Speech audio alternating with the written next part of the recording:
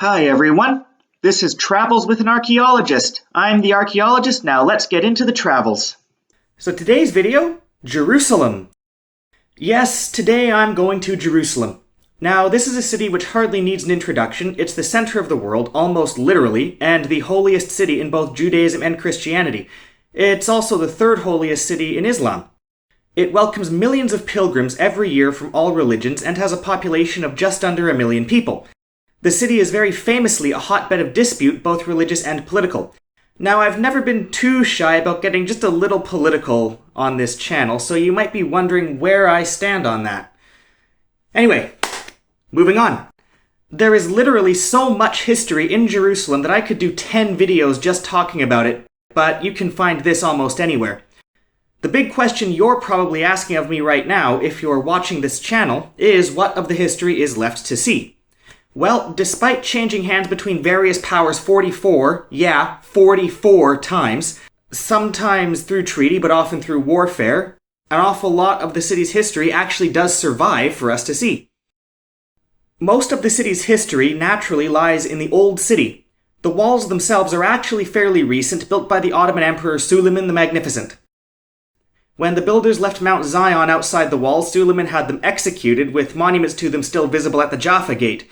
Overall, he attempted to have the walls close to the ancient foundations, meaning the city's walls are mostly built along biblical lines. However, there are exceptions. Here is an exposed section of wall from the Iron Age. There are currently 7 main gates to get into the Old City of Jerusalem, which also has 4 quarters. No, not those kinds of quarters. Living quarters. In this case, the Muslim, Jewish, Christian, and Armenian quarters. The Muslim quarter is the largest of the 4, with the Bazaar of Jerusalem. It spans 3 streets and also extends into the Christian quarter. The city of David, named for King David of a unified Israel, does indeed date to the Iron Age during the Old Testament narrative. However, whether or not David himself existed is a matter of debate. Personally, I think he did, but scholarship really is divided, and there's a lot of people who have an opposite opinion to me. David's existence aside, the city of David isn't necessarily specifically David's city anyway. It's more a term for the entire Iron Age city dating to the First Temple period. And here you can see old houses, the remains of the walls, and travel through the Shiloam Tunnel, also called Hezekiah's Tunnel. As the name suggests, this tunnel was supposedly built by King Hezekiah to prepare the city for the Assyrian siege, a siege which Jerusalem incidentally withstood. This is mentioned in the Book of Kings. The tunnel goes all the way down to the water table, and it provides a steady source of fresh water. You can actually see the pick marks done by builders, and there's a jog in the tunnel from where the 2 teams of builders met up. Some of this original city of David even dates to the Bronze Age, which, in the biblical narrative, would be the original Canaanite city prior to the Book of Judges. There's also hints of the city going back to the Chalcolithic, dating to 4500 BCE. Now, I do definitely want to talk about some of the early Bronze and Chalcolithic Israeli history, as is extraordinarily interesting. But you just won't see much of it in Jerusalem, unfortunately. So we'll leave those for later videos. There is little which survives of this original city without looking at the proper archaeological ruins, and it's no surprise. The city was mostly leveled in 586 BCE by the Babylonians, with the Jews exiled to Babylon.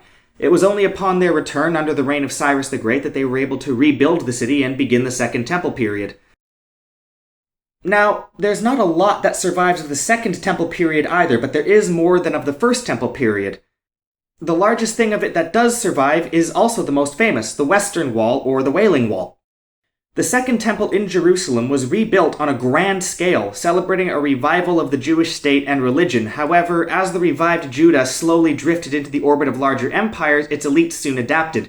There were numerous Jewish kingdoms, rebellions, and conquering empires we don't really have time to get into at the moment, but eventually it fell under the rule of Herod the Great. Although there are plenty of Herodian ruins all over Israel, there's actually not much in Jerusalem. I mean, don't get me wrong, there's a few here and there, but for a real picture of them, you'll need to leave Jerusalem, which, again, I will be doing in future videos. And the biggest thing Herod the Great did for Jerusalem was to completely refurbish the Second Temple. And if there's one thing to remember about Herod the Great, it's that he liked to build things big. And the Second Temple was indeed huge, taking up the entire Temple Mount, and then some. But in 70 CE, under a huge rebellion, the Romans invaded and burned this temple down. What remains of the temple is the western wall, and you can tell from the size of the remaining stones just how huge and impressive the original structure was. I mean, look at these upper stones. These are the size of grown men, and this is just a fraction of what used to be here. The rest of Jerusalem, incidentally, was leveled under Hadrian during another revolt in 132 CE. And once the city was leveled, it was rebuilt in a new Roman fashion, with the Jews being exiled so they couldn't rebel again. It was also the last time Jerusalem was truly leveled, however, which means that what survives today stands on the bones of the rebuilt Roman city, and parts of this still survive all over the place. Here's a covered market which used to function as a public square. And here's a map of the original Roman city on the wall inside. There are plenty of Roman ruins around as a result, almost all of them dating to after the 2nd century. Following the temple's destruction and the Jews being exiled from the city, Rabbinic Judaism was created. Many of the Jews were sent to Europe, where their religion, culture, and genetic makeup underwent a significant shift as the religion and community adapted to recover from the trauma of losing their temple and their city. And Jews really weren't allowed to return either. Hadrian, in fact, renamed the entire province Palestina after the Philistines, Judaism's ancient enemy, to drive home that point. Jews may have been allowed to return eventually, except that the city now became holy for a whole new group of people eager to rebuild the city in their own image: the Christians. Yup, you knew I'd have to get to it. The most famous figure to come out of Roman Jerusalem was, of course, Jesus. Now, obviously, if you're heading here to take a tour of your own pilgrimage through Jesus' crucifixion, there's a lot of options for you. There's plenty of companies eager to offer you a tour, there's self-guided walking tours, and there's plenty of signs about Jesus' walk through the streets telling you what happened and where it happened. But you clicked on my channel, knowing full well that I'm an archaeologist, and that I really don't take religion at its word, so let's get to the reason you clicked and discuss what is the archaeology with it. And yes, archaeologically speaking, Jesus did exist. His religious significance, the circumstances of his death, all of this has divided the religious and secular communities along so many different lines, but as to his actual existence, those of us looking at the evidence are all in agreement that he did actually exist. That being said, how accurate is this pilgrimage across the sites of his life? After all, as I just said, the city was leveled 100 years after his crucifixion. Well, as to the streets, they may differ a little, but overall, given the route's major significance to both Christians and Muslims, the road layout itself has been roughly untouched. So, although those buildings lining the streets have changed, the streets themselves haven't really, assuming, of course, that the labels are correct where Jesus went, which is another issue altogether. Everything that comes after Rome is related to either Christian or Islamic history, specifically pilgrimage. All the churches and mosques are built on what were believed to be holy sites, but are working from some wonky information. See, after the city was rebuilt under Hadrian, it took about 200 years before Christianity was legalized under Constantine. Now, Constantine's mother, Saint Helena, was a devout Christian who undertook her own pilgrimage to the Holy Land in the early 4th century. Helena was determined to build churches in the name of both herself and Constantine, but didn't know the correct locations. So she found a local guide to take her around, and a lot of what she built was from incomplete textual readings or hearsay. That's not to say they didn't do their best, or that all of these churches are not in a correct location. But some of them aren't in a correct location. The Church of the Holy Sepulchre is definitely wrong, for example. The sepulchre is supposed to be built on where Jesus was resurrected. However, it sits within the city walls. Bodies were never buried within the city walls, and Jesus was no exception. Now again, whether or not you believe in the divinity or the resurrection of Jesus is irrelevant, because his human body would have been treated as all human bodies were at the time, which is to say, buried beyond the walls. The sepulchre is, however, an undoubtedly holy site in its own right. As a major center of government and education during the Crusades, it acted as the final point of pilgrimage to prove you'd reached the Holy Land, proof left on the walls when they marked these crosses. The sepulchre was destroyed in the 11th century by Fatimid rulers in an act of intolerance that was unusual for the Golden Age of Islam, and it was used to justify the same Crusades about 80 years later. As for the other holy sites in Jerusalem, you need not worry. The Church of Gethsemane does stand where Jesus was betrayed by Judas, and not only is this church in the right spot, but the olive grove it contains might have actually been the same grove which Jesus stood in. Yup, the biology of olive trees mean they can live for up to 1,000 years, so while they're all a bit too young to have seen Jesus themselves, they are almost certainly descendants of the olive trees that actually did. So, Jerusalem then flourished as a Christian center for about 300 years from the reign of Constantine until 637, when the Caliph Umar finally conquered the city for Islam. Now, the Muslims also believe in the virgin birth, but that's not what makes Jerusalem important. What makes it important to Muslims is the Prophet Muhammad. According to Muslim doctrine, the Prophet Muhammad was visited by the Archangel Gabriel and carried up to heaven to meet with God, the angels, and the prophets, among them Jesus, Moses, and Abraham, in a journey known as the Miraj. This made Jerusalem the third holiest city in Islam, and it is said that the Prophet's footprint where he stepped to ascend into heaven can still be seen on a rock in the Temple Mount, hence the name of the mosque that lies there, the Dome of the Rock. The dome is accompanied by the Al-Aqsa Mosque, both of which sit on the foundations of the old Jewish temple and the Temple Mount, which is a big part of where the religious disputes come in. But it was the Muslims who built and expanded the city, and you can see traces of the Islamic dynasties that made their mark on this city all over the place.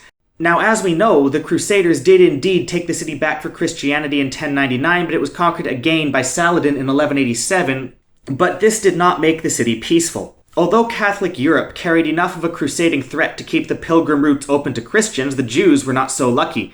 Jewish worshippers were at the mercy of whoever ruled the city, and while the Muslims of the medieval era were famous for their tolerance, this was neither universally practiced nor perfectly enforced. Also, there were various factions trying to control the city, more than just Christian and Muslim.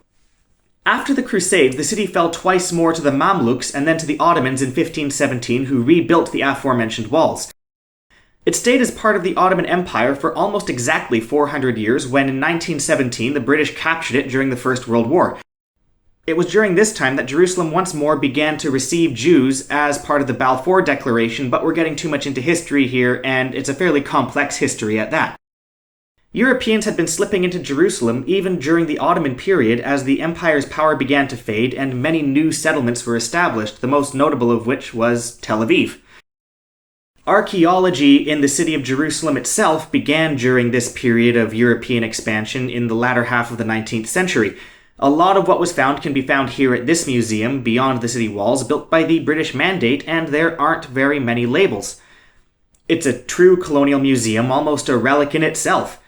British Palestinian Mandate architecture was largely built outside the Old City, and just beyond the Old City walls you can see what we might term embassies, all set up by all sorts of colonial powers to ensure their own Christian population got a say in Jerusalem, which was now growing at a fast pace.